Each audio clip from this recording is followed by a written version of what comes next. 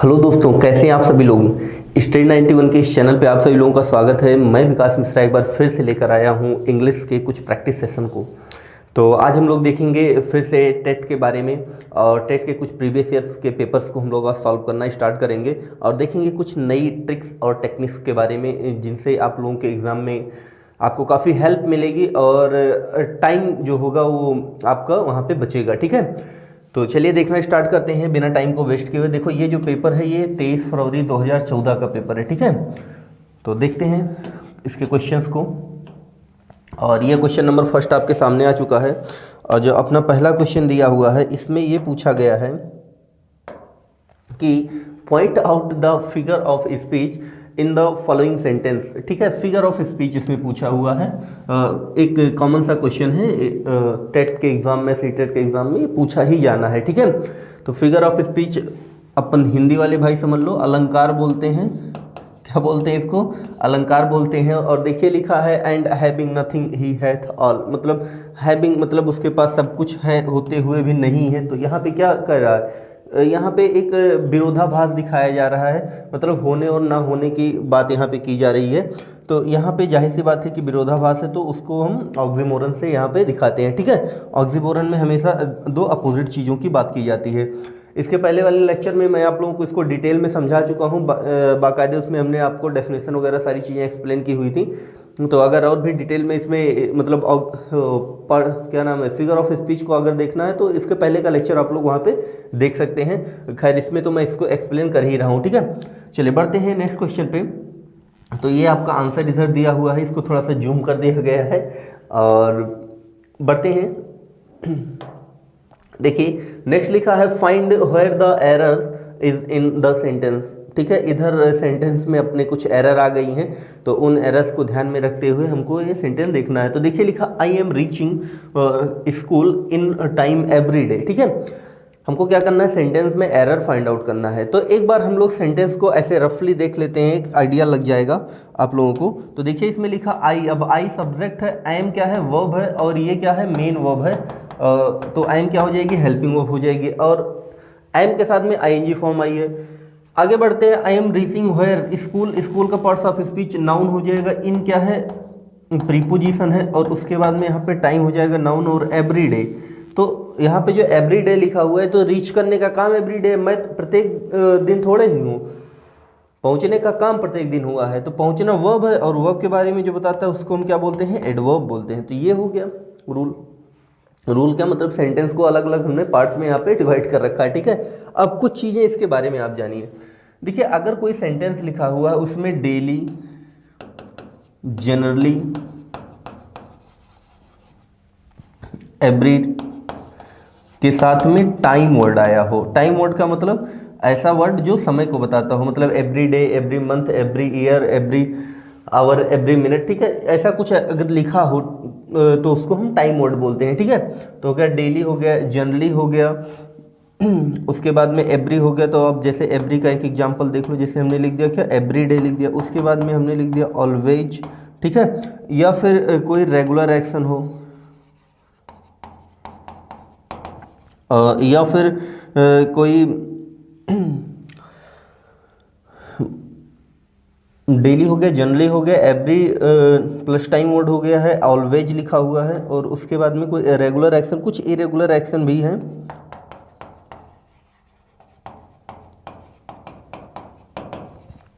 इसके साथ साथ आप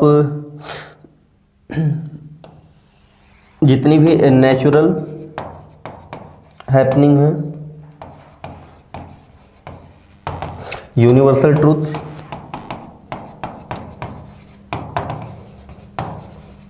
और प्रोवर्ब्स, प्रोवर्ब मतलब कहावतें। ठीक है, तो ये इन दोनों को अगर छोड़ दिया जाए इधर, इन दोनों को इधर छोड़ दिया, इसको हटा देता हूँ, नहीं थोड़ा सा कंफ्यूज हो जाओगे। तो इन दोनों को अगर इधर छोड़ दिया जाए तो बाकी के ये जितने शब्द इधर लिखे हुए हैं, इसके अलावा भी ढेर सारे शब्द हैं, ऑकेजनली हो गया, कॉन्सिक्वेंटली हो गया। ठीक है, तो ये सभी के सभी जो वर्ड होते हैं, अगर ये कहीं भी आपको किसी भी सेंटेंस में दिख जाए, ये जो इधर सेंटेंस लिखे हुए हैं, सुनो इसको बहुत ध्यान से सुनना, बहुत ही इंपॉर्टेंट रूल है, बहुत ही हेल्पफुल होगा आपके लिए। देखिए अगर कोई सेंटेंस लिखा हुआ है जिसमें daily, generally, every plus time word जैसे एवरी डे, एवरी ईयर, ठीक है, और उसके बाद में ऑलवेज लिखा हो या फिर कोई रेगुलर एक्शन हो या फिर कोई इरेगुलर एक्शन हो, ऐसा कुछ लिखा हुआ हो इनमें से, तो ये जो आपके सामने वर्ड्स लिखे हुए हैं, अगर ये वर्ड्स किसी भी आपको सेंटेंस में लिखे हुए दिख जाएं तो वो जो सेंटेंस होता है उसको हम इंडेफिनिट टेंस में रखते हैं। उस सेंटेंस को हम किस में रखते हैं? इंडेफिनिट टेंस में रखा करते हैं। अब आप कहेंगे सर इंडेफिनिट टेंस में रखने का क्या मतलब है? तो भाइयों ये जो मैंने बताया, अगर ये वर्ड कहीं भी लगे हैं तो उसको हम इंडेफिनिट टेंस में रखेंगे। अब अगर सेंटेंस पास्ट प्रेजेंट में है तो उसको हम प्रेजेंट इंडेफिनिट में लिख देंगे, और अगर सेंटेंस पास्ट में है तो उसको हम पास्ट इंडेफिनिट में लिख देंगे, ठीक है। अगर सेंटेंस प्रेजेंट में है तो उसको हम प्रेजेंट इंडेफिनिट में लिखेंगे, और अगर सेंटेंस पास्ट में है तो हम उसको पास्ट इंडेफिनिट में लिखेंगे, ठीक। तो ये जो सेंटेंस लिखा हमने देखा, इसमें एक वर्ड लिखा हुआ है एवरीडे, तो हमने फिर देखा एवरीडे लिखा है तो हमारे दिमाग में क्या क्लिक करेगा कि ये जो सेंटेंस है उसको हमें इंडेफिनिट टेंस में रखना है। फिर हमने देखा आई एम लिखा, अब आई एम का प्रयोग तो प्रेजेंट में किया जाता है ना, तो सेंटेंस को प्रेजेंट इंडेफिनिट में चेंज कर देंगे, तो क्या हो जाएगा? I reach. तो इसका मतलब जो इसमें एरर है वो पार्ट नंबर 1 में दिया हुआ है, ठीक है। जो एरर हो किसमें है? पार्ट नंबर 1 में है। क्लियर? चलिए थोड़ा सा और देखिए इसी में, जैसे हमने लिखा my sister was going to temple daily, ठीक है। जैसे हमने क्या लिखा? My sister was going to temple daily. अब हमने देखा यहाँ पे एक वर्ड क्या लिखा हुआ है? डेली लिखा हुआ है ना। अब मैंने आपको रूल ये बताया कि अगर किसी भी सेंटेंस में डेली लिखा हुआ मिल जाए तो आप उसको किस में रखोगे? प्रेजेंट में रखोगे। अब फिर ये देखना है कि आप उसको किस में रखोगे? इंडेफिनिट में रखोगे। अब यहाँ पे फिर आपको ये देखना है कि सेंटेंस प्रेजेंट में है या पास्ट में है। तो हमने देखा वाज लिखा, वाज किसको दिखाता है? पास्ट को दिखाता है ना, तो सेंटेंस को हम पास्ट इंडेफिनिट में चेंज कर देंगे। तो यहाँ से हटाएंगे। अब चूंकि पास्ट इंडेफिनिट है तो पास्ट इंडेफिनिट वर्ब की सेकंड फॉर्म तो क्या हो जाएगा? गो का सेकंड फॉर्म वेंट हो जाएगा, ठीक है। क्लियर? ऐसे देखिए एक सेंटेंस और हमने लिखा कि ही इज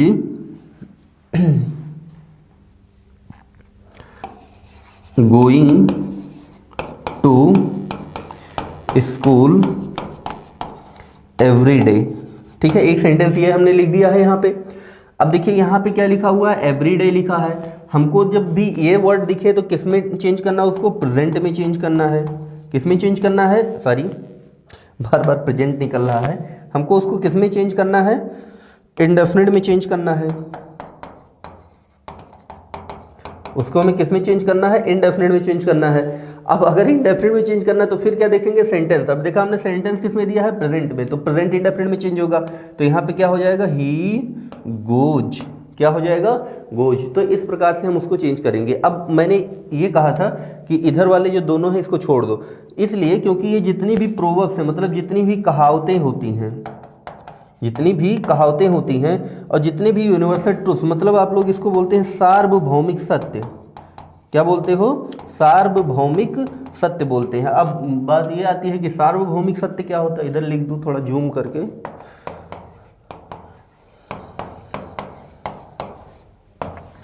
सार्वभौमिक सत्य, तो आधे ज़्यादा बच्चे इसी में कंफ्यूज रहते हैं, सर यूनिवर्सल ट्रूथ क्या होता है? वो अंग्रेजी में कंफ्यूज रहते हैं, हिंदी वाले सार्वभौमिक के नाम से कंफ्यूज रहते हैं। तो भाई इसका मतलब होता है एक्सेप्टेड बाई ऑल। इसका मतलब क्या होता है? Accepted by all. Accepted by all का मतलब जिसे सब लोग स्वीकार करते हैं। जैसे हमने कहा भैया सूर्य पूरब में निकलता है, अब इसको तो सब लोग स्वीकार करते हैं ना तो ये क्या हो जाएगा? Accepted by all. हमने कहा आग में उंगली करोगे तो जल जाएगी उंगली, ठीक है, तो वहां पे क्या हो जाएगा? अब इसको तो सब लोग स्वीकार करते हैं ना, तो ये भी क्या हो गया? Accepted by all. तो ये भी क्या हो जाएगा? सार्वभौमिक सत्य हो जाएगा, ठीक।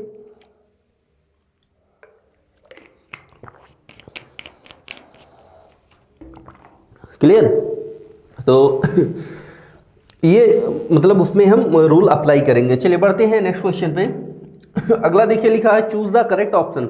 लिखा हुआ the passengers alighted blank the bus. अब पैसेंजर बस से उतरे हैं तो इसके साथ हमेशा हम फ्रॉम का प्रयोग करते हैं, अलग होंगे ना बस से सॉरी। तो यहाँ पे थोड़ा सा गला खराब है मेरा। तो यहाँ पे देखिए एलाइटेड के साथ में हम किसका प्रयोग करेंगे, फ्रॉम का। तो देखिए ऑप्शन नंबर जो थर्ड लिखा दैट इज राइट आंसर। ठीक है, देखो फ्रॉम का यूज करते हैं तब जब हम कहीं सेपरेट होते हैं, सेपरेशन के लिए हम फ्रॉम का यूज करते हैं। हालांकि सेपरेशन के लिए हम ऑफ का भी यूज करते हैं, जैसे स्विच ऑफ, तो वहाँ भी सेपरेशन, सेपरेशन मतलब अलगाव के लिए। ठीक है, तो बढ़ते हैं नेक्स्ट क्वेश्चन पे। अगला देखिए लिखा हुआ है state the part of speech underline word. अब कह रहा है कि यहाँ पे एक वर्ड अंडरलाइन है जो कि क्या लिखा हुआ है, एबव, और कह रहा है हमको इस सेंटेंस में ये कहा जा रहा है कि हमें इसका पार्ट्स ऑफ स्पीच बताना है।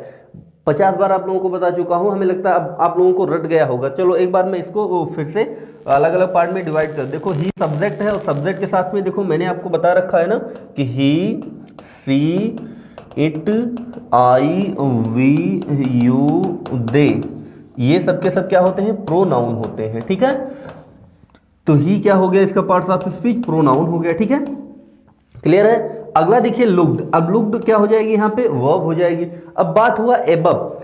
अब एबव मीन्स क्या होता है, ऊपर। अब हमें इसका मान लीजिए पार्ट्स ऑफ स्पीच नहीं पता है तो फिर कैसे फाइंड आउट करेंगे। तो देखो यहाँ पे एबव लिखा, एबव मीन्स क्या होता है, ऊपर। अब ऊपर ना तो कोई नाम है, तो देखो पार्ट्स ऑफ स्पीच कौन कौन से हैं, देखो एक हो गया noun, pronoun, verb, adverb, adjective, preposition, conjunction, interjection, ये सब के सब अपने क्या होते हैं, ये सब पार्ट्स ऑफ स्पीच होते हैं। अब अगर देखो इनमें से ये जो वर्ड लिखा एबव होगा तो इसी में से एक। ठीक है, तो एक एक को मैं यहाँ से चेक कर लेता हूँ। देखो अगर आपको ना समझ में आए तब ऐसा करना, बाकी सिंपल है, वैसे मैं बता दूंगा अभी। तो ये एबव लिखा है। अब एबव कोई नाम तो है नहीं, तो नाउन नहीं होगा। अब नाउन नहीं है तो उसके स्थान पे यूज भी नहीं करना, प्रोनाउन भी नहीं है। ठीक है, एबव, एबव से कोई क्रिया थोड़े ही है, इससे कोई एक्शन का पता नहीं चलता, तो वर्ब नहीं होगा। हाँ, ये प्रीपोजिशन का काम करता है, बट इधर ये प्रीपोजिशन नहीं है। अगला देखिए लिखा है कंजंक्शन, किसी जोड़ नहीं रहा, इंटरजेक्शन तो हो ही नहीं सकता। बचा क्या है हमारे पास, एक बचा है एडजेक्टिव, एक बचा क्या है, एडवर्ब बचा हुआ है। ठीक है, दो चीजें हमारे पास इधर बची है, एक बचा हुआ है एडजेक्टिव, दूसरा एडवर्ब। अब एडजेक्टिव क्या होता है, ये जो नाउन की विशेषता को बताता है, नाउन को क्वालिफाई करता है एडजेक्टिव, और एडवर्ब क्या होता है, जो वर्ब को क्वालिफाई करता है, उसको हम क्या बोलते हैं, एडवर्ब। अब हमारे पास बचा, अब नाउन के साथ साथ प्रोनाउन को भी क्वालिफाई करेगा, तो ही, वह ऊपर है कि देखने का काम ऊपर हो रहा है, जाहिर सी बात है देखने का काम ऊपर हो रहा है, तो देखना क्या है, वर्ब, और वर्ब को जो क्वालिफाई करता है उसको हम क्या बोलते हैं, एडवर्ब। तो यहाँ पे ऑप्शन नंबर 4 जो है that is the right answer. ठीक है, तो ये अपना सही आंसर हो जाएगा। बाकी अगर इन की बात करें तो इन यहाँ पे प्रीपोजिशन है और स्काई नाउन है और द यहाँ पे क्या हो जाएगा, आर्टिकल हो जाएगा। ठीक है, तो डियर स्टूडेंट्स, तो यहाँ पे इस तरीके से हम इस ट्रिक से क्या करते हैं, इसको अलग अलग पार्ट्स में हम डिवाइड किया करते हैं। ठीक, तो इसका जो आंसर नंबर 4 है that is the right answer. चलिए देखिए वही चीज़ यहाँ पे भी लिखी हुई है।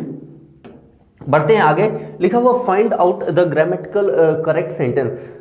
ग्रामेटिकली करेक्ट सेंटेंस को हमें यहाँ ढूंढना है, इसको ध्यान दीजिएगा। ठीक है, तो देखिए पहला लिखा पॉलिटिक्स, पहला क्या लिखा है, पॉलिटिक्स। अब देखिए जो पॉलिटिक्स शब्द होता है बहुत ही खराब होता है। क्या होता है, पॉलिटिक्स शब्द लिखा हुआ है, तो पॉलिटिक्स की दो मीनिंग होती है, एक तो पॉलिटिक्स, एक तो सब्जेक्ट हो गया। ठीक है, मतलब राजनीति, केवल राजनीति। एक तो पॉलिटिक्स का मतलब केवल राजनीति हो गया, और पॉलिटिक्स की दूसरी मीनिंग होती है राजनीतिक विचार। क्या होता है, राजनीतिक विचार, या इसी को बोलते हैं पॉलिटिकल व्यूज। क्या बोलते हैं, पॉलिटिकल व्यूज। तो एक राजनीति, पॉलिटिक्स शब्द का दो अर्थ होता है, एक होता है केवल राजनीति और एक होता है राजनीतिक विचार।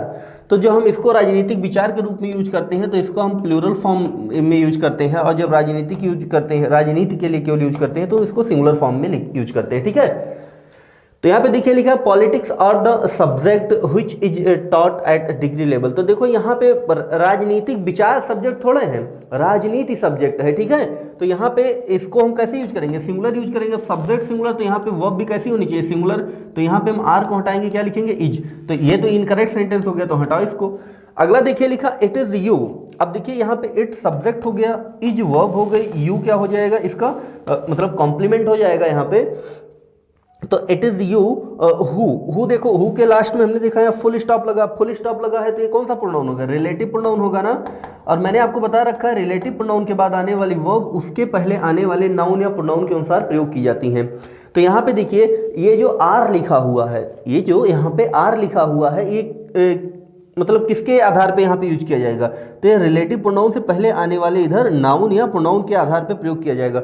और ये जो रिलेटिव प्रोनाउन से पहले आने वाले वर्ड्स होते हैं इन्हीं को हम बोलते हैं एंटीसीडेंट। क्या बोलते हैं, एंटीसीडेंट। तो जिसको एंटीसीडेंट नहीं समझ में आता हो ऐसे समझे पूर्व पद।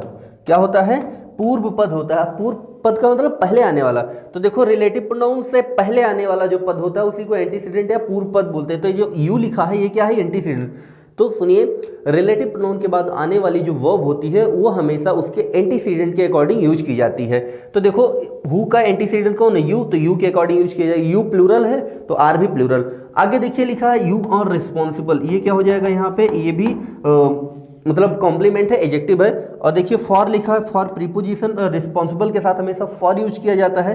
लेकिन कब, जब रिस्पॉन्सिबल कोई वस्तु की बात की जाए तो रिस्पॉन्सिबल फॉर द डाउनफॉल, तो मतलब गिरावट के लिए।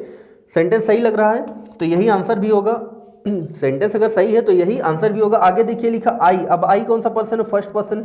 यू कौन सा पर्सन, सेकंड पर्सन। और ही कौन सा पर्सन है, थर्ड पर्सन। अब ये तो यहाँ पे देखिए लिखा इज गुड फ्रेंड। क्या लिखा हुआ है यहाँ पे, is good friend.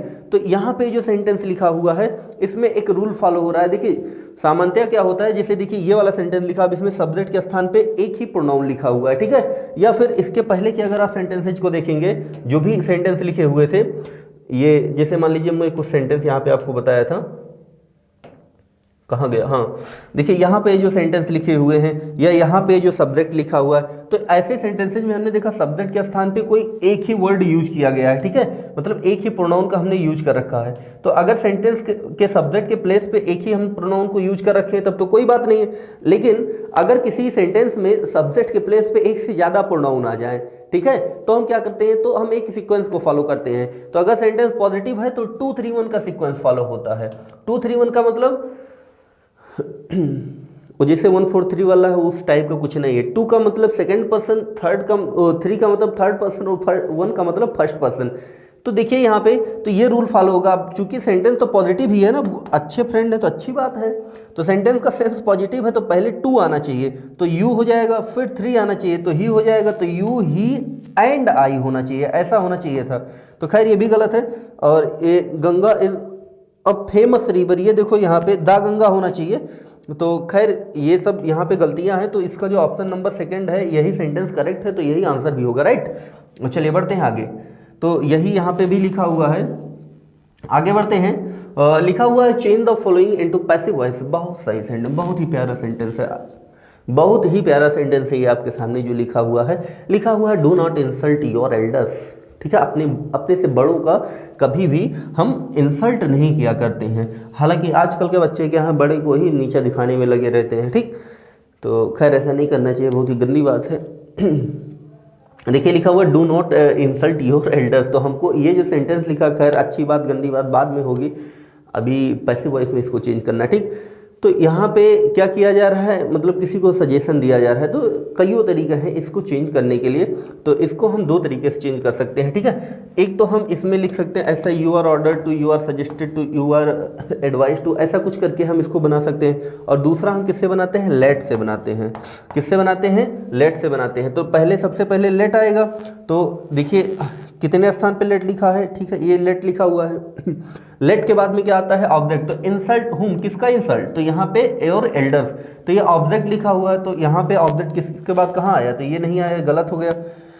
Your elders को ही उठा के रख दिया, गलत हो गया। लेट के बाद योर एल्डर्स आया, चलो ये छोड़ दो, यहाँ भी अस आया तो ये गलत हो गया, ठीक है। तो यहाँ पे let your elders not be insulted by you, ठीक है। तो ये जो थर्ड वाला सेंटेंस लिखा that is the right answer. अब इसको देख लो, अगर लेट से आपको बनाना हो तो सबसे पहले क्या आएगा, लेट आएगा। और लेट के बाद में फिर क्या आना चाहिए, जो ऑब्जेक्ट लिखा है उस सेंटेंस में वो आना चाहिए। फिर उसके बाद में क्या आएगा, बी आएगा। और फिर बी के साथ हमेशा वर्ब की थर्ड फॉर्म क्या होगी, ये मेन वर्ब होगी। और फिर उसके बाद जो भी लिखा है उसको लास्ट में हम यहाँ पे जोड़ देते हैं, ठीक है। तो देखिए लिखा है लेट, अब ऑब्जेक्ट, ये देखिए ऑब्जेक्ट यहाँ पे क्या था, योर एल्डर्स लिखा हुआ है और उसके बाद में फिर बी लगाया हमने, तो यहाँ पे बी लगा है और उसके बाद फिर थर्ड फॉर्म लिखी हुई है, तो इधर ये थर्ड फॉर्म लिखा है बाई यू, वो लास्ट में हमने वहाँ पे जोड़ रखा। देखो जब कोई भी सेंटेंस इंपरेटिव टाइप का होता है, जैसे हमने कहा कम हेयर, हमने क्या क्या कहा, कम हेयर, तो ये क्या है, इंपरेटिव सेंटेंस। थोड़ा सा मैं आगे बढ़ जाता हूँ अभी, ये देखिए, इसको भूल जाइए, मतलब आंसर लिखा हुआ भूलें क्यों, यही याद करना है। तो इसको ध्यान में रखते हुए कुछ और सेंटेंस देखते हैं, ठीक है। सुनो, मैंने अभी एक बात की इंपरेटिव सेंटेंस की,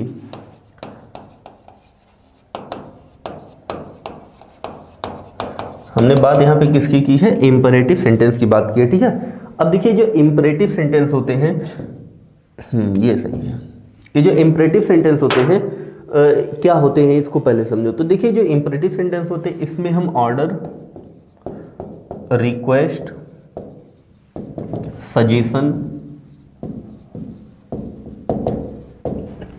एडवाइस,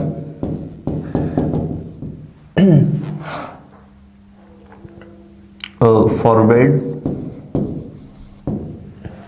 कमांड, ये सारी चीजें इसमें हम देने का काम करते हैं, ठीक है। तो सुनिए, कोई भी सेंटेंस आज के बाद अगर आपको लिखा हुआ दिखे और जिसमें कोई ऑर्डर देता हुआ दिखे, जिसमें कोई रिक्वेस्ट करता हुआ दिखे, ठीक है, जिसमें कोई कमांड करता हुआ, कमांड सामान्यतः आर्मी में दिया जाता है, जिसे कहे आगे बढ़ो, तो ये क्या हो गया, कमांड होता है, ठीक। जैसे हमने कहा कम हेयर, हमने कहा प्लीज हेल्प मी, हमने कहा गो देयर, हमने कहा टेक रेस्ट, ठीक है। तो आज के बाद अगर आपको कोई भी ऐसा सेंटेंस दिख जाए जिसमें ये सब हो, ऑर्डर हो, रिक्वेस्ट हो, सजेशन हो, एडवाइस हो, फॉरवर्ड हो, मतलब मना करना, कोई चीज़ मना की जाए, या फिर कमांड, कोई किसी चीज़ का कमांड दिया जाए, ऑर्डर दिया जाए, तो इस टाइप के जो सेंटेंस होते हैं उनको हम क्या बोलते हैं, इंपरेटिव सेंटेंस बोलते हैं, ठीक है। इसको थोड़ा मिटा के हम इसको इज्जत से लिख दे रहे हैं, ठीक। थोड़ा अच्छा नहीं लग रहा था अपने को, तो हम क्या लिख दें इधर, इंपरेटिव सेंटेंस।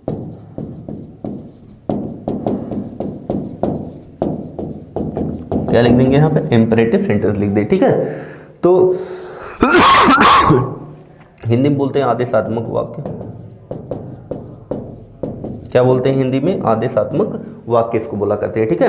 तो ऐसे सेंटेंस जिनमें ऑर्डर, रिक्वेस्ट, सजेशन ये सब देने का काम किया जाए, वो क्या होते हैं, इंपरेटिव सेंटेंस होते हैं। तो ये देखिए, ये सारे के सारे क्या है, इंपरेटिव सेंटेंस है।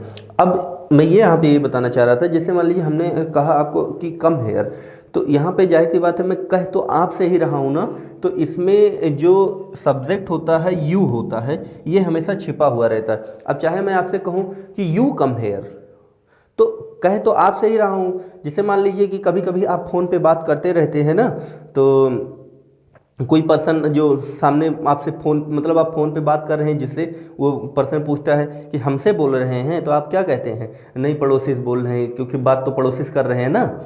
तो जैसे मान लीजिए कि आप किसी से फ़ोन पे बात कर रहे हैं, तो इसमें क्या है कि ज़रूरी नहीं होता कि आप बार बार उस व्यक्ति को उसमें मेंशन करें। जैसे आपको मिलना है, अब उससे मान लीजिए आपको मिलना है, तो आप या तो ये कहो कि मुझे तुमसे मिलना है, ठीक है, या फिर ऐसे सिंपली आप बोल दो टू मीट, मतलब मुझसे मिलो, ठीक है, मिलने को। तो जाहिर सी बात है, बात उसी आदमी से कर रहे हैं, तो कहेंगे भी उसी आदमी से ना। या फिर कभी कभी देखिए मजाक में क्या होता है कि आप किसी से कोई बात कहते हैं, तो वो व्यक्ति अपने आगे पीछे बगल में देखने लगता है, फिर वो कहता है मुझसे बोल रहे हैं, तो आप क्या बोलते हैं, कहते हैं कि अब जब तुम ही अकेले इस कमरे में हो तो बोलेंगे क्या दूसरे से। तो वही चीज़ें हैं कि इसमें जब सामने वाले से आदमी से ही कह रहे हैं, तो इसमें यू कहने की ज़रूरत नहीं होती। तो जितने भी इंपरेटिव सेंटेंस होते हैं, इनमें यू सब्जेक्ट के रूप में छिपा हुआ रहता है, क्लियर। तो यही चीज़ मैं यहाँ पे आपको बताना चाह रहा था। तो इन सब में यू छिपा हुआ, you come here, you help me, you go there, ठीक है। तो लेकिन उसको यू कहने की ज़रूरत नहीं रहती, इसलिए हम यू लिखते नहीं हैं, ठीक है। तो इसके लिए परेशान मत होना, नहीं तो यहाँ पे ये आप देखो, कहो सर ये कहाँ से टपक पड़ा है, तो ये वहीं से इसका जन्म हुआ है, ठीक है, ये वहीं से टपका है। आया समझ में, तो परेशान नहीं होना, आगे बढ़ते हैं हम लोग। अच्छा हाँ, एक चीज़ और देख लो। अब ये जो मैंने आपको बता रखा था, ये पॉजिटिव सेंटेंस के लिए बता रहा, अब चूंकि नॉट लगा हुआ है, ठीक है, तो हम क्या कर रहे हैं कि यहाँ पे नॉट भी लगा देंगे। हम क्या करेंगे, यहाँ पे नॉट भी लगा देंगे। चलिए आगे देखिए, क्वेश्चन नंबर नेक्स्ट को देखिए, लिखा फाइंड आवर, फाइंड आवर नहीं, फाइंड आउट होना चाहिए यहाँ पे, find out the incorrect sentence. ठीक है, हमें इनकरेक्ट सेंटेंस देखना है। तो देखिए लिखा the quality of the mangoes was not good. Rule आपको पढ़ा रखा है नाउन ऑफ नाउन का, तो यहाँ पे बात किसकी किया है, क्वालिटी की बात की। आप क्वालिटी कैसे नाउन है, सिंगुलर नाउन है, क्वालिटी का प्लूरल क्वालिटीज होता है ना। अब आम अच्छे नहीं है कि उनकी क्वालिटी अच्छी नहीं है, तो जाहिर सी बात है क्वालिटी अच्छी नहीं है यहाँ पे, तो हम क्या करेंगे, यहाँ पे सब्जेक्ट हमारा सिंगुलर है तो वर्ब भी सिंगुलर सही लिखा है। अगला देखिए लिखा यू ही एंड आई। अब देखो यहीं पे लिखा आई एम गुड फ्रेंड्स, तो मतलब ही, देखो यू कौन सा शब्द, वो क्या नाम है, प्रोनाउन हो गया सेकंड। अगला देखिए यहाँ पे ये कौन सा पर्सन है, ये थर्ड पर्सन है, और आई कौन सा पर्सन है, फर्स्ट पर्सन है। अब सेंटेंस कैसा है, पॉजिटिव है। अब सेंटेंस अगर पॉजिटिव है तो यहाँ पे हम क्या करेंगे, 2 3 1 का सीक्वेंस फॉलो करेंगे। तो क्या 2 3 1 के सीक्वेंस में है, तो जाहिर सी बात 2 3 1 के सीक्वेंस में है। अब देखिए जब सेंटेंस में सब्जेक्ट सिंगुलर होता है तो वर्ब सिंगुलर आती है, लेकिन जब सेंटेंस में सब्जेक्ट प्लूरल होता है, अब देखो प्लूरल कैसे हो गया, एक भाई साहब ये हो गए, एक इधर, तो 3 तो हो गए, और अगर एक है तो सिंगुलर है, 3 की बात की जा रही तो प्लूरल है, तो सब्जेक्ट प्लूरल तो वर्ब भी प्लूरल आएगी। तो इसमें ये जो सेकंड वाला सेंटेंस दिया है दैट इज इनकरेक्ट सेंटेंस। ठीक है, चलिए बढ़ते हैं आगे। और बाकी यहाँ पे देखिए अरेबियन नाइट्स लिखा है। अब ये नाइट्स लास्ट में यस लगा है, तो ये मत समझ लेना कि यहाँ पे लास्ट में यस लगा हुआ है तो प्लूरल है, ये नाम है। जैसे अपन देखिए नाम क्या है, मेरा नाम क्या है, विकास नाम है ना, विकास मिश्रा नाम है मेरा। अब देखिए मेरे नाम के लास्ट में यस लगा हुआ है ना, मेरे नाम के लास्ट में क्या लगा है, यस लगा। अब इसका मतलब ये थोड़ा ही कि प्लूरल है ये। अब भाई ये तो नाम है ना, तो ये तो सिंगुलर ही होगा। ठीक, देखो कितना सोच समझ के हमारे पेरेंट्स ने मेरा नाम रखा था, उनको पता था कि हाँ हमारा लड़का एक दिन इंग्लिश पढ़ाएगा, उसको ऐसे समझाने की ज़रूरत पड़ेगी। ठीक है, लेकिन उनको ये नहीं पता था कि कुछ नहीं है। ठीक, देखिए यहाँ पे लिखा the Arabian Nights is still a great favourite. ठीक है, फेवरेट लिखा हुआ है, तो यहाँ पे देखिए अरेबियन नाइट सिंगुलर है तो सब्जेक्ट सिंगुलर, तो वर्ब भी सिंगुलर है, तो बाकी सारे सेंटेंस सही हैं। अब एक गलती एक मिली गई तो दो गलतियाँ कहाँ हो सकती हैं। ठीक, चलिए देखते हैं इसमें लिखा you he and I am good friends. चलिए बढ़ते हैं आगे। अगला देखिए लिखा हुआ complete the following sentence by using correct alternative. अब ये कह रहा है कि इसके साथ करेक्ट अल्टरनेटिव, अल्टरनेटिव का मतलब आगे इसी के जैसा कुछ क्या लगेगा, वही चीज हमको यहाँ पे फाइंड आउट करना है। तो सुनो इसको, ये देखो एक वर्ड लिखा है लेस्ट ना, क्या लिखा हुआ लेस्ट, और लेस्ट के साथ में हमेशा जो इसका पेयर कंजंक्शन आता है वो होता है शुड। मीनिंग आती है कहीं ऐसा ना हो कि,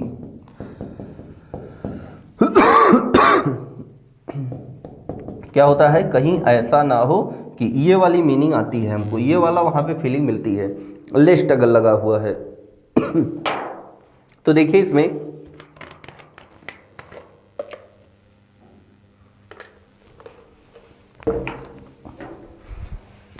ये वाली फीलिंग यहाँ पे आएगी कहीं ऐसा ना हो कि, या वरना की फीलिंग जो आती है।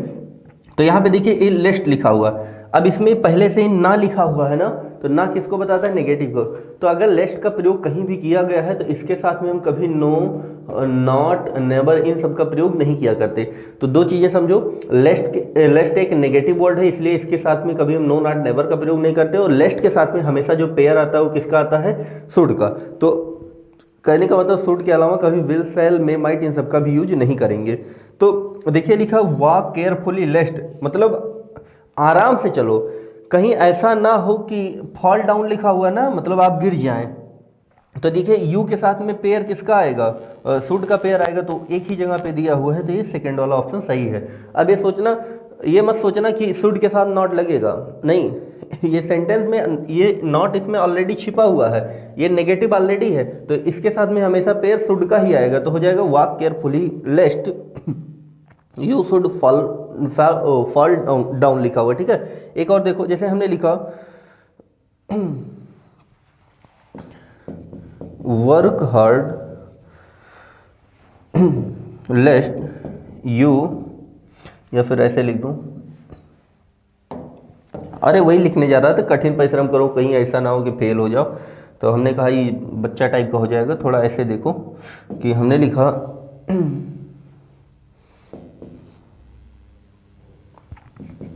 Run fast लेस्ट you should fail. ठीक है, मतलब तेजी से दौड़ो, कहीं ऐसा ना हो कि आप फेल हो जाओ। क्लियर? चलिए देखते हैं आगे। तो इस टाइप के एग्जांपल आएंगे इसमें। बढ़ते हैं नेक्स्ट क्वेश्चन पे। अगला देखिए लिखा हुआ है name of the famous poet who wrote the following line. अब ये नीचे कुछ लाइन लिखी हुई है, they also serve who only stand and wait. ठीक है, बहुत ही फेमस लाइन है। ये किसने लिखी हुई है? अपने मिल्टन साहब ने लिखी हुई है।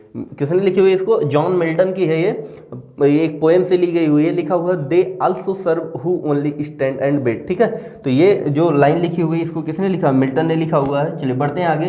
तो भैया ये सभी चीज़ें आपको रटनी पड़ेंगी, समझनी पड़ेंगी। ठीक है, अब समझनी क्या पड़ेगी? समझना है तो पूरी पोएम पढ़नी पड़ेगी, या जो पोएम से है तो पोएम पढ़नी पड़ेगी, स्टोरी से स्टोरी पढ़नी पड़ेगी, और या फिर आप उनको 2 4 10 लाइन्स हैं उनको आप देख लीजिए। ठीक है, तो एक दिन मैं कोई एक लेक्चर रिकॉर्ड कर दूंगा जिसमें उन सारी कोटेशंस को, स्टेटमेंट्स को मैं वहाँ पे बता दूंगा जो आपके एग्जाम के लिए पॉसिबल है या जो आपके एग्जाम में आ सकते हैं। ठीक है, आगे देखिए लिखा what is difficult to do without paying large amount of money. कह रहा व्हाट इज डिफिकल्ट, मतलब क्या डिफिकल्ट है, क्या कठिन है, क्या टू डू करने को without paying large amount of money. मतलब इसमें ये पूछ रहा है कि क्या कार्य है ऐसा जो कठिन है बिना ज़्यादा पैसा दिए करने को। ठीक है, तो अब देखना पड़ेगा कि कौन सा ऐसा कार्य है जिसमें बिना ज़्यादा पैसा दिए काम नहीं चलने वाला है। ठीक है, तो पहला सरकारी नौकरी। हाँ, मतलब ऐसा उल्टा मत समझना, हमारे कहने का मतलब सरकारी नौकरी में भी ज़्यादा पैसा लगता है, तैयारी वैयारी में, कमरा किराया, कोचिंग की फीस, ये मैं कहना चाह रहा था। ठीक है, तो देखिए यहाँ पे लिखा हुआ है to lodge of police complaint. Police complaint lodge करने में वैसे मतलब ये तो सही ही हो सकता है अगर ऐसे प्रैक्टिकल लाइफ में देखा जाए, तो आजकल जल्दी कंप्लेन ही नहीं कोई दायर कर रहे हैं। तो खैर अभी हम इसको देखेंगे बस जनरल वे में, किताबी भाषा में यहाँ पे समझेंगे। ठीक है, यहाँ पे हम कैसे समझेंगे? किताबी भाषा में समझेंगे, अभी इसको अप्लाई इधर नहीं करेंगे। तो भैया वैसे तो पुलिस कंप्लेन फ्री में होनी चाहिए FIR, तो ये वाला ऑप्शन गलत हो जाएगा। अगला देखिए लिखा है to hire an auto for a short distance. अब थोड़ी दूरी जाने के लिए हमको लार्ज अमाउंट ऑफ मनी थोड़े पे करना पड़ेगा। 5 रुपये दे दो, बैठ के चले जाओ, चुंगी से आनंद भवन या उधर तक पहुँच जाओगे, तो बहुत दूरी तक चले जाओगे, तो ये भी ज़रूरी नहीं है। अगला देखिए लिखा हुआ है to reach a side street. ठीक है, अब मतलब गली में आने जाने कौन सा इसमें इतना लंबा पैसा देना पड़ेगा, तो वैसे गली में आने जाने के लिए कीमत बहुत लंबी चौड़ी चुकानी पड़ सकती है आपको, लेकिन फिलहाल इधर नहीं चुकाना है आपको। ठीक है, चलिए आगे देखिए लिखा है टू बोर्ड अ फ्लाइट। अब भैया फ्लाइट पे बोर्डिंग करने के लिए आपको पैसा लंबा चौड़ा चुकाना पड़ेगा। ठीक, और वैसे भी देख रहे हैं सब एक तरफ से जब प्राइवेट होते जा रहे हैं तो और भी मतलब पैसा ज़्यादा देना पड़ेगा। ठीक है, चलो समझो इसको। तो देखो ये फोर्थ वाला ऑप्शन करेक्ट है इसका। चलिए बढ़ते हैं आगे। ये देखिए ये जो क्वेश्चन था ना, ये मतलब जो भी ये आंसर आपके सामने लिखा हुआ है इसको थोड़ा समझो। ये देखो ये CCT टाइप का क्वेश्चन था। कैसा क्वेश्चन था ये? CCT टाइप का था। ठीक है, creative and critical thinking type का क्वेश्चन था। आजकल ये CBSE ने क्या किया है, जो आपका CBSE है, इसने एक एग्ज़ाम पैटर्न बनाया हुआ है और जिसके थ्रू बच्चों में मतलब 6 से 8 तक वो जो बच्चे उसमें जाएंगे पढ़ने, उनका एक टेस्ट लिया जाएगा और उस टेस्ट का नाम होगा CCT। ठीक है, तो ये चीज़ें बहुत पहले ज़रूरी थी। ये जो नई शिक्षा नीति है ये बहुत पहले ही लागू हो जानी चाहिए थी, क्योंकि इसके कारण जो अपना देश का युवा है वो क्या था कि एक ट्रेडिशनल लर्निंग में लगा हुआ था, उसको प्रोफेशनल लर्निंग की ज़रूरत है। कहने का मतलब है हम जो लोग लर्निंग करते हैं वो जॉब ओरिएंटेड होनी चाहिए, क्योंकि अगर जॉब ओरिएंटेड हमारी लर्निंग नहीं होगी तो हम मतलब टेक्नोलॉजी में, इंफॉर्मेशन में, इन सब में आगे नहीं बढ़ पाएंगे। ठीक है, बच्चा बस ज्ञान उसी तक सीमित रह जाएगा, उसको अप्लाई नहीं कर पाएगा। तो इसीलिए एक क्या नाम है, CBSE ने एक एग्ज़ाम कंडक्ट कराने के लिए रखा है। तो ये सबसे पहले हरियाणा में लागू किया जाएगा, तो उसी का नाम है CCT। तो CCT में इसी टाइप के क्वेश्चन ऐसे पूछे जाते हैं जिसमें बच्चे अपनी क्रिएटिविटी उसमें दिखा सकें। ठीक है, जैसे मान लीजिए कि उसमें ऐसे क्वेश्चंस आते हैं कि उसी टाइप का क्वेश्चन इसमें डाला गया है। ऐसे क्वेश्चन आएंगे जैसे मान लीजिए कोई बच्चा है, अब वो एक तालाब में गिर गया है, 4 बच्चे और खड़े हैं। अब बच्चों से कहा जाएगा कि अगर कोई बच्चा है, आपके सामने सिचुएशन है कि कोई बच्चा है तालाब में गिर गया, आप क्या करेंगे। कुछ बच्चे बोलेंगे उसको हम हाथ पकड़ाएंगे, उसे खींचेंगे। कुछ बच्चे बोलेगा कि भले से हमें तैरना नहीं आता लेकिन उसको बचाने के लिए मैं कूद जाऊँगा तालाब में, तो ये तो सीधा सीधा सुसाइड हो गया, ठीक है, एक तरह से। और मान लीजिए कोई बच्चा बोलेगा कि हम उसको एक डंडा ढूंढेंगे, जो लकड़ी उसको पकड़ा देंगे, किसी हेल्प के लिए बुलाएंगे। तो अलग अलग तरीके की वहाँ पे थॉट्स वहाँ पे जनरेट होंगे और अलग अलग तरीके की वहाँ पे थिंकिंग देखी जाएगी, ठीक है। तो that is the CCT, critical and creative thinking, ठीक है। तो खैर इस पे हम कभी अलग से बात करेंगे। अभी बढ़ते हैं हम लोग आगे। तो इस टाइप की भी आप लोग थॉट्स मतलब डेवलप रखिए, क्वेश्चन आ सकता है। अगला देखिए लिखा हुआ है which of the following is in positive case. Positive case क्या है, ठीक है। अब देखो मैंने आपको ये ऑलरेडी बता रखा है। देखो आई कौन सा केस है, सब्जेक्टिव केस है। मी कौन सा केस है, ऑब्जेक्टिव केस है। यू कौन सा है, सब्जेक्टिव ऑब्जेक्टिव दोनों केस होता है, ठीक है। माइन लिखा है यही क्या है, पॉजिटिव केस है, ठीक। तो इसका आंसर नंबर 4 सही है। चलिए बढ़ते हैं आगे हम लोग। अगला देखिए लिखा choose the correct word from the words given below to complete the sentence. ये देखो यहाँ पे कह रहा है कि the soldiers blank through the town, ठीक है। तो सोल्जर्स क्या करते हैं, सोल्जर मार्च करते हैं, अभी बताया ना आपको इसके पहले। तो यहाँ पे क्या हो जाएगा, ऑप्शन नंबर 2। चलिए बढ़ते हैं आगे, वही लिखा हुआ है यहाँ पे आंसर। अगला देखिए लिखा है the poem the nation builders, most famous poem है ये, ठीक है। ये जो नेशन बिल्डर्स है मोस्ट फेमस पोएम है, किसकी है, R.W. एमर्सन की है। किसकी है, रॉल्फ वॉल्डो एमर्सन की है। ये शॉर्ट फॉर्म में इन्हीं को R.W. एमर्सन भी बोला जाता है, ठीक है। चलिए बढ़ते हैं आगे हम लोग। तो यहाँ भी लिखा हुआ है, चलिए बढ़ते हैं। नेक्स्ट लिखा हुआ fill in the blanks with correct preposition. हमको यहाँ करेक्ट प्रीपोजिशन लगाना है, ठीक। तो सुनिए इसको, देखो एक वर्ड लिखा ब्लाइंड। देखो अगर कोई लेफ्ट आई से या राइट आई से, मतलब एक आंख से अगर कोई अंधा है तो इन का प्रयोग करते हैं। अगर दोनों आंखों से अंधा है मतलब बोथ आईज, तो वहां पे हम किसका प्रयोग करते हैं, बिट का प्रयोग करते हैं। अगर कोई एक आंख से अंधा है तो उसके लिए हम इन का प्रयोग करते हैं, दोनों आंखों से अंधा है तो बिट का प्रयोग करते हैं। लेकिन जब ब्लाइंड का सेंस हम अंधा के रूप में लें, ठीक है, तो यहाँ पे लिखा he is blind blank his own fault. अब देखिए ये यहाँ पे आंख से अंधे होने की बात नहीं कर रहा है, कर रहा ही इज ब्लाइंड ब्लैंक मतलब अनदेखा चीजों को कर रहा है। तो जब यहाँ पे किसी थिंग्स की बात की जाएगी तो हम इसके लिए टू का प्रयोग किया करते हैं, ठीक है। तो कहीं दिया है, देखो ऑप्शन नंबर 2 में टू दिया हुआ है, ठीक। तो that is the right answer. चलिए देखते हैं आगे। अगला लिखा हुआ language is one of the most important and characteristics forms of human behaviour. It is statement, बहुत ही फेमस स्टेटमेंट है, ग्लेसन का है ये स्टेटमेंट। यहाँ पे देखिए लिखा language is one of the most important and characteristic of forms of human behaviour. Human behaviour के बहुत इंपॉर्टेंट मतलब ह्यूमन बिहेवियर में बहुत इंपॉर्टेंस दी गई है, किस चीज़ को, लैंग्वेज को दी गई है। तो ये इसमें आंसर नंबर 1 सही होगा, ठीक है, ग्लेसन हो जाएगा। नेक्स्ट देखते हैं। अगला देखिए लिखा change the following verb into noun. Verb को नाउन में चेंज करना है, तो सक्सीड का क्या हो जाएगा, सक्सेस हो जाएगा। बता चुका हूँ ये कहीं पे मैंने इसको डिस्कस करवाया शायद इसके प्रीवियस चैप्टर में, मतलब उसमें वीडियो में। आगे बढ़ते हैं। अगला देखिए लिखा है choose the synonym for the following word. तो यहाँ पे लिखा है कॉन्सिक्वेंस, सिनोनिम चूज करना है। सिनोनिम मीन्स क्या होता है, पर्यायवाची। सिनोनिम मीन्स क्या होता है, पर्यायवाची, सिमिलर वर्ड।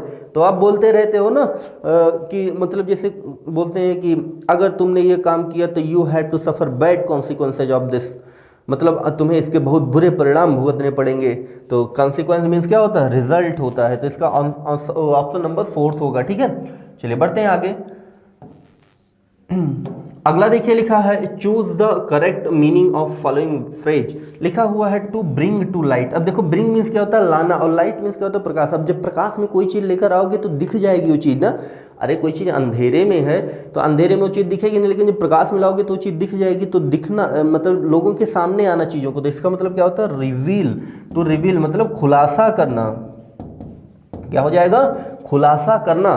तो ये इसका ऑप्शन नंबर 1 सही हो जाएगा। कंसील मीन्स होता है छिपाना, अपील मीन्स प्रार्थना करना, प्रेज मीन्स प्रशंसा करना, ठीक। तो यहाँ पे जो ऑप्शन होगा वो क्या होगा, टू रिवील। अगला देखिए लिखा हुआ है, लिखा है व्हिच इंडियन रिफॉर्मिस्ट। रिफॉर्म तो समाज सुधारक, सुधारक होगा, ठीक है, सुधाकर मत समझ लेना, सुधारक ही लिखा हुआ। अगला लिखा हुआ which Indian reformist supported English education, English education को किसने सुधारा, ठीक है, तो वही जो सती प्रथा के विरोध में थे, वही अपने इधर भी हैं राजा राम मोहन राय जी। इन्होंने बहुत मतलब एजुकेशन के लिए भी बहुत स्ट्रगल किया, और खासकर महिलाओं के लिए।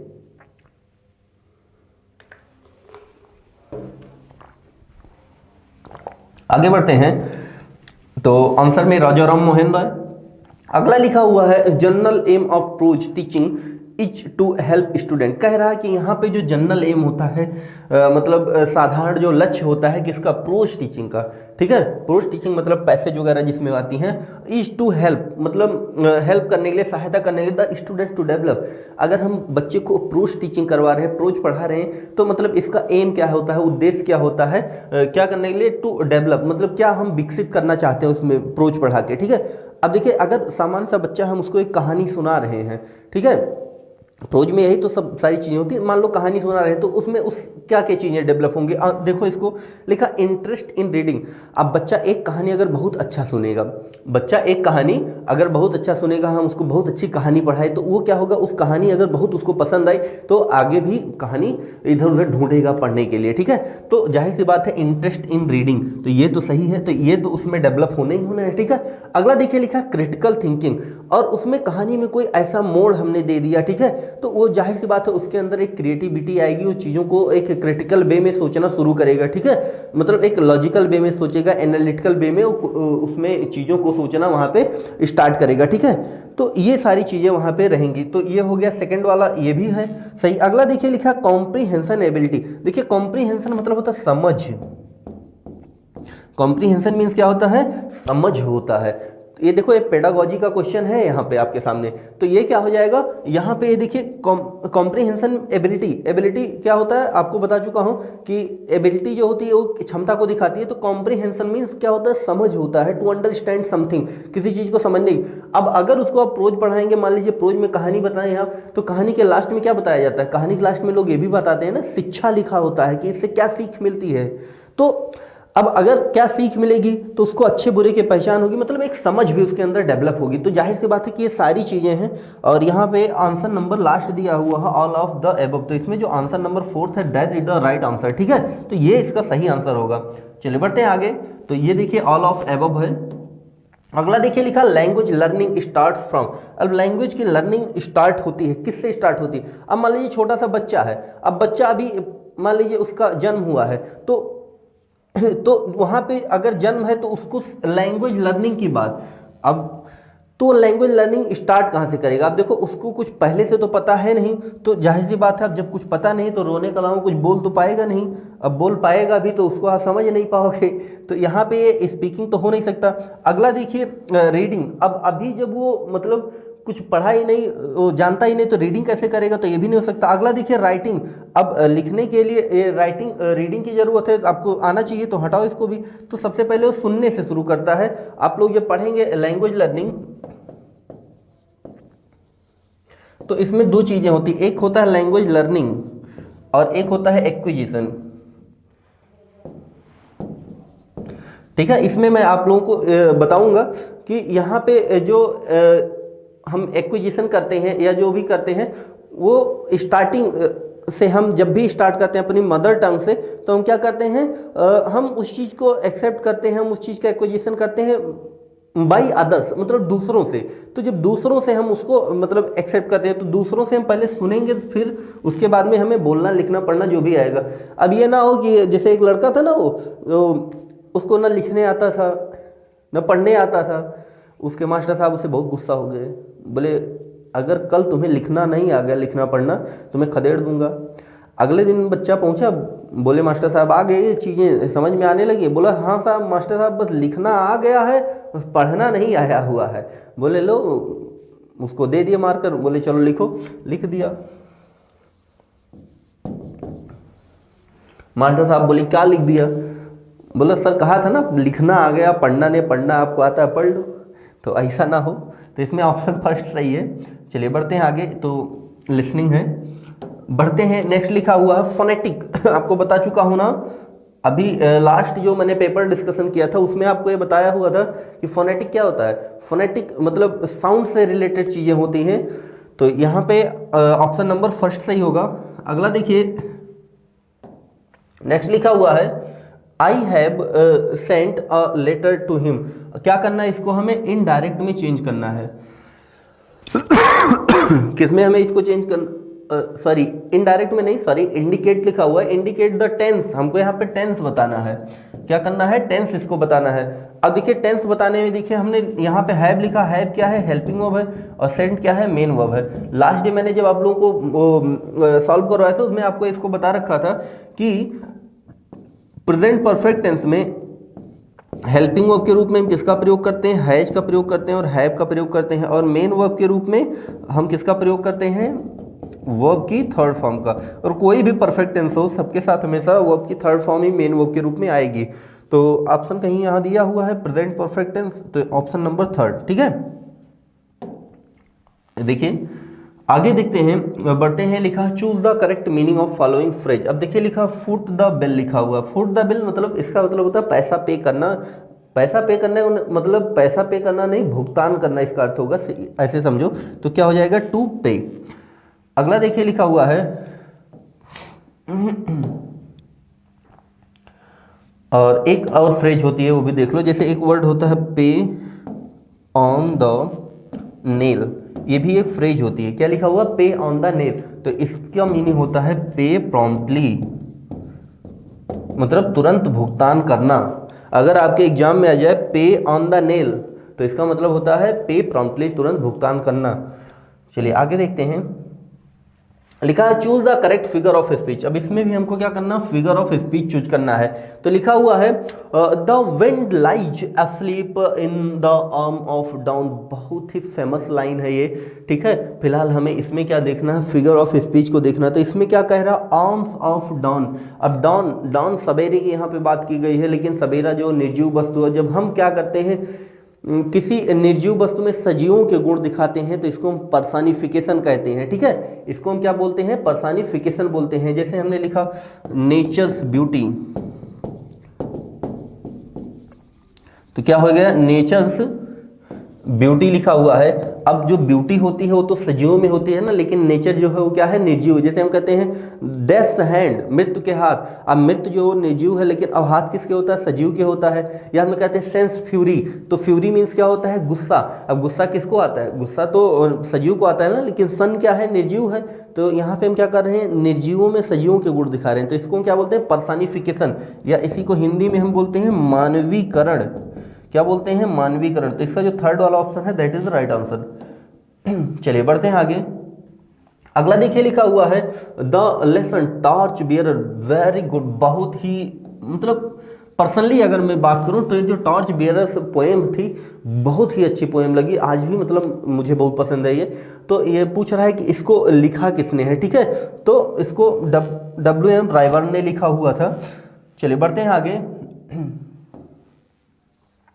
नेक्स्ट लिखा हुआ है change the following into past perfect continuous. Past perfect continuous में चेंज करना है। अब देखिए पास्ट परफेक्ट कॉन्टिन्यूअस की बात करेगा तो उसमें हेल्पिंग वर्ब के रूप में क्या लगता है, हैड के साथ में बीन लगाते हैं। और मेन वर्ब के रूप में अगर कॉन्टिन्यूअस है तो हमेशा क्या लगेगा, आईएनजी लगेगा। चाहे सिंपल कॉन्टिन्यूअस हो चाहे परफेक्ट कॉन्टिन्यूअस हो, सब में मेन वर्ब के रूप में आईएनजी फॉर्म लगेगी, ठीक है। ये कहाँ पहुँच गए भाई साहब, रायवर्न के पास पहुँच गए क्या।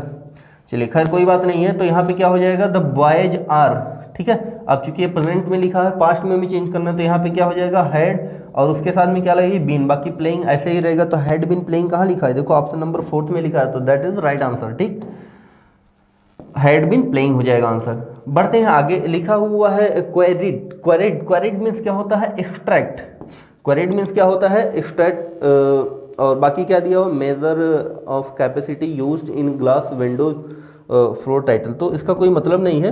तो इसमें जो ऑप्शन नंबर फर्स्ट दिया है that is the right answer. अरे एक्सट्रैक्ट मतलब उतारना, खोदना, निकालना, यही सब होता है, ठीक है।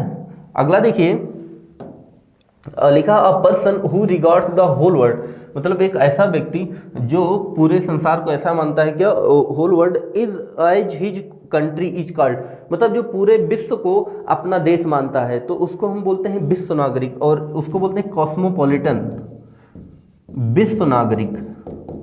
ठीक है, तो उसको हम क्या बोलते हैं हिंदी में, इंग्लिश में कॉस्मोपॉलिटन। जैसे आप लोग देखते होंगे ना, कुछ लोग ओम जय विश्व का नारा लगाते हैं, तो वो लोग ऐसा मानते हैं कि पूरा विश्व ही एक देश है। ठीक है, तो उनको कॉस्मोपॉलिटन। बाकी नेशनलिस्ट लिखा है राष्ट्रवादी। अगला लिखा है पैट्रियट। पैट्रियट मीन्स क्या होता है, देशभक्त। पैट्रियट मीन्स क्या होता है, देशभक्त, या इसी को बोलते हैं ट्रेटर। ट्रेटर मीन्स क्या होता है, देशद्रोही, मतलब उसी का उल्टा है। ट्रेटर क्या हो जाएगा, देशद्रोही, तो इसका ये क्या हो जाएगा, एंटोनिम हो जाएगा। ठीक है, इसी का क्या हो जाएगा, एंटोनिम हो जाएगा। ठीक है, चलिए नेक्स्ट देखते हैं, बढ़ते हैं क्वेश्चन नंबर नेक्स्ट पे। अगला जो क्वेश्चन है तो इसमें कॉस्मोपॉलिटन आंसर दिया हुआ है।